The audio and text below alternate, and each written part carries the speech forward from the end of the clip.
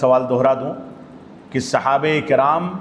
اور آل بیت اطہار کی فضیلتوں میں کچھ فرق ہے یا فرق نہیں ہے؟ اس سلسلے میں آپ اس بات کو سمجھ لیں، رسول اکرم صلی اللہ علیہ وسلم نے جن صحابہ کرام کو جس مقام پر رکھا اور اہل سنت والجماعت نے ان کے مقام کے جو مراتب ذکر کیے، اسی مراتب پر ان لوگوں کے فضائل کو اختیار کیا جائے۔ سب سے اونچا مقام ابو بکر صدیق رضی اللہ عنہ کا، اور اس کے بعد دیگر خلفائے راشدین کا، اس کے بعد عشرہ مبشرہ کا اور دیگر صحابہ کرام کا، اصحاب بدر کا، غزوہ احد میں حاضر ہونے والوں کا، یہ مختلف مقامات ہیں۔ اب ان میں آل بیت اطہار کی فضیلت کے لیے بہت سارے دیگر مسائل ہمارے سامنے ہونے چاہیے۔ آل بیت میں وہ لوگ بھی شامل ہیں جنہوں نے ایمان قبول نہیں کیا، اور وہ لوگ بھی شامل ہیں جو رسول اکرم صلی اللہ علیہ وسلم پر ایمان لے آئے۔ اب آل بیت میں رسول اکرم صلی اللہ علیہ وسلم کی بیویاں شامل ہیں، لیکن بیویاں آل بیت میں شامل ہونے کے باوجود ابو بکر صدیق رضی اللہ عنہ پر فضیلت نہیں رکھتی، یعنی ان کا مقام ان کے بعد ہی آئے گا۔ اور اگر دیکھا جائے تو بیویوں میں سب سے اونچا مقام یا سب سے زیادہ چہیتی بیوی خدیجہ رضی اللہ عنہ کے بعد عائشہ صدیقہ تھی۔ عائشہ صدیقہ رضی اللہ عنہ کا مقام ان کے والد کے بعد ہی آنے والا ہے، بلکہ خلفائے راشدین کے بعد دیگر بعض صحابہ کرام کے بعد ہی آئے گا۔ تو یہ مقام کا فرق ہے، لیکن مجموعی طور سے جو بھی صحابہ کرام ایمان کی حالت میں رسول اکرم صلی اللہ علیہ وسلم پر ایمان رکھتے ہیں، آپ کی مجلس میں بیٹھتے ہیں، آپ سے ملاقات کرتے ہیں، اور ایمان ہی پر ان کی وفات ہوتی ہے، چاہے زندگی کے درمیان کے مرحلے میں انہوں نے ایمان کا انکار کر دیا ہو پھر ایمان قبول کر لیا ہو، تو بھی شرف صحابیت پر باقی رہیں گے۔ وہ صحابہ کرام یقیناً فضیلت کے مستحق ہیں،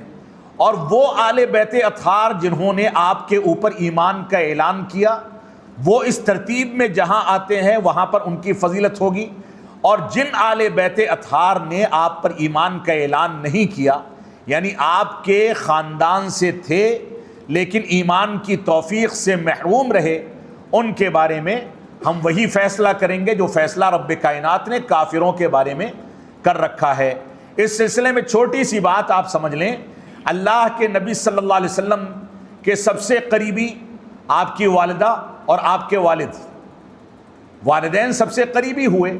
کیونکہ رسول اکرم صلی اللہ علیہ وسلم کا وجود آپ کے والدین کے ذریعے سے، لیکن آپ کے والد عبداللہ آپ کی ولادت سے پہلے وفات پا جاتے ہیں، اور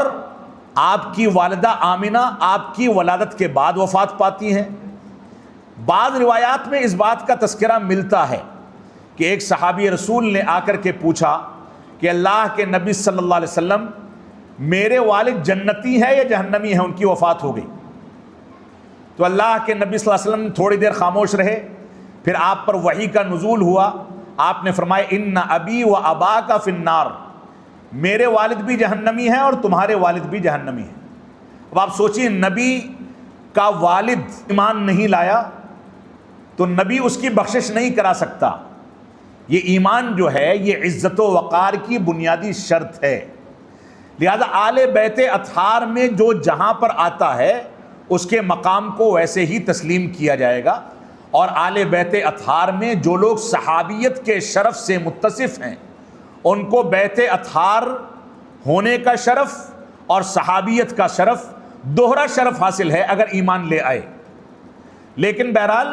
وہ ان صحابہ کرام پر فوقیت اور فضیلت نہیں رکھتے ہیں جن کا مقام ان سے اونچا ہے۔ تو اس تفصیل کے ساتھ ان باتوں کو سمجھنا چاہیے۔ اللہ رب العالمین ہم کو سب سے ایمان کی بنیاد پر محبت کا اظہار کرنے کی توفیق عطا فرمائے۔